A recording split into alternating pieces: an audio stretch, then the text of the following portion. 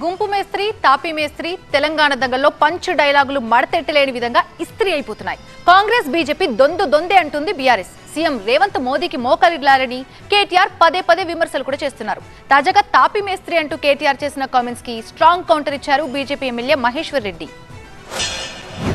ముఖ్యమంత్రి ఏమో గుంపు మేస్త్రి, ప్రధానమంత్రి ఏమో తాపీ మేస్త్రి, ఇద్దరు కలిసి తెలంగాణకు సమాధి కట్టాలనే చక్కర్లు ఉన్నారు.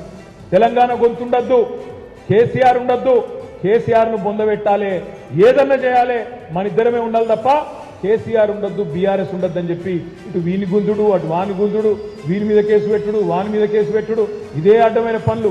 అయితే నువ్వు జేబులు ఉండాలి లేకపోతే జైళ్ళు ఉండాలన్నట్టు ఈ దేశంలో ముఖ్యమంత్రులను కూడా వదిలిపెడతలేరు. చాలా స్పష్టంగా వారి ఫ్రస్ట్రేషన్ అవపడుతున్నది.